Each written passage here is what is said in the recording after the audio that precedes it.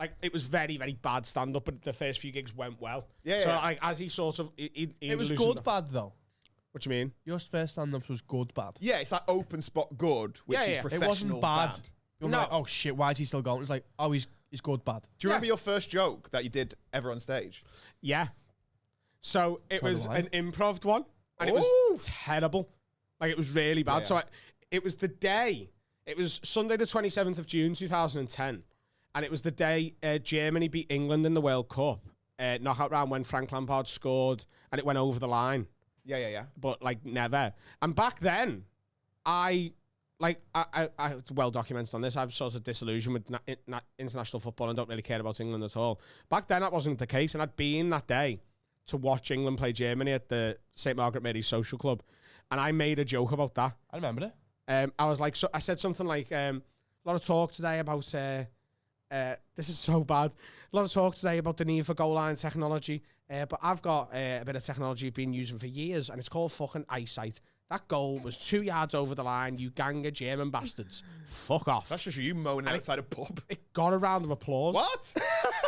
You got to understand, my first gig, there was 32 people there, and 28 of them had come with me. Oh, fair enough. So, yeah. They're just egging you on. Yeah.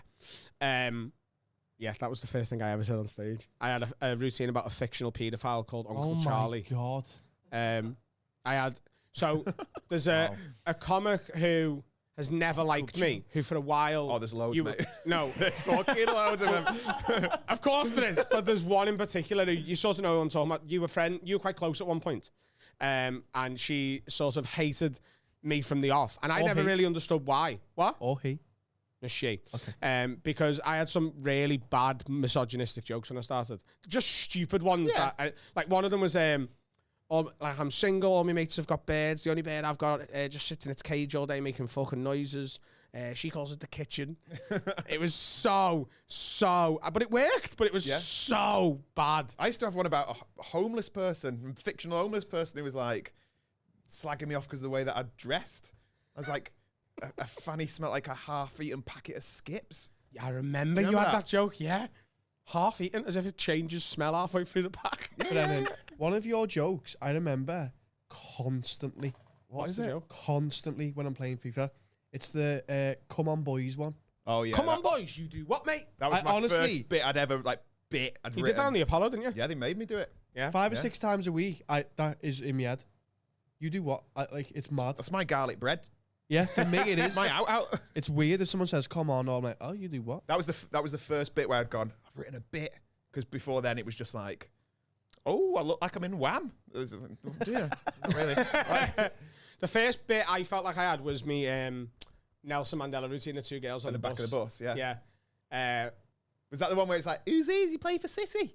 Mario Balotelli. Yeah, doesn't he play for Man City? And it was getting confused, Mario Balotelli. And the story was sort of 10% true. That I then it went from being something I overheard on a bus to essentially like an 8-minute routine, and it eventually went on Lab Bible and did like millions of views. That was the first time I was like, that's a bit, and I think that's what got me sort of paid work, because I had that as the main chunk of a 10, and it was just so many punchlines that I'd worked on it. So I'd do 10s and they'd be like, oh yeah, he's got a bit. Yeah. He's got a bit. And then I started doing 20s and they were like, oh, you've got... Yeah, he's got one bit. You go from having a bit to having one bit. You're like, fuck. What's the first bit you remember going, oh, I'm actually very good at this?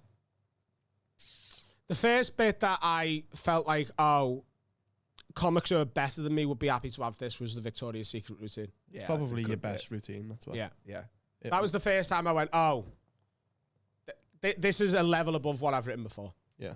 I think that happens when you start writing your shows, though, doesn't it? Do you know when you go, right, you get a bit more space to go, I'm going to write a 7-minute routine or a 10-minute routine. So when I did my first Edinburgh, and I was like panicking near the end, you just end up going, fuck it, I'm just going to write this new bit. Yeah. And that's when that's where some of my best bits have come, just in like the past 2 weeks, where you're like, fuck. It's the fight or flight, isn't it? Like, I always sort of rushed my Edinburgh show in July. You know, when you go into the Edinburgh Festival, for those who are sort of unacquainted with how that works, you know sort of for definite from January that you're going to the Edinburgh Festival in August. But most people know from the August before whether they're going next year. They make a choice. And, you know, you should technically start writing that show in September, October for the following August. And most people get about 20 minutes done in the first 7 months. And then in the last month or two, they try and get the other 40 of it. Yeah, it's like GCSE cramming where you're going, fuck. Just proper revision the night before. Right, Nazi, 1950. See, I've left it the latest I've ever left it this time. Because I'm going to the Fringe, don't know why. But I started writing it about a month ago. Yeah. And it's too little time, but also I don't care. Yeah. But also some of the best stuff I've written's coming out. Yeah. Because I don't have a choice. No, you don't have a choice. And you don't have that fear thing where you're going, should I say that? Although I've found this is the hardest one to write because more so than ever, people come up to me and go, you can't say that. Like, I don't class myself as an offensive comic, but I got a bit about... No, but you've got a lot more bite than people give you credit for. Do you know what I mean? People, I think, and this is maybe sort of tied into what you talked about before, when you started and you were sort of quite clearly from an acting background and performing and everything was... Hey. Yeah, and people called you T4 because everyone was like, you're quite open about the fact. Initially, you were using stand-up to further a presenting or acting career. No, that wasn't like, that's what people thought, but I really wanted to be a stand-up. Yeah. Like, yeah, if I got acting jobs off but I never did it for acting. And it's Oh, funny I thought that. Yeah, it's funny all those bastards who are like, oh, I just wanted to be an actor. Yeah. All trying to get in like BBC Free stuff now. Like, the amount of, I'm doing a thing in October, and when people found out about it, the amount of texts I got going, hey lad, is there a part for me? You're like, no. How do you think I know about that you're telling me about? Maybe. Yeah, I think so. Yeah. Oh, very good.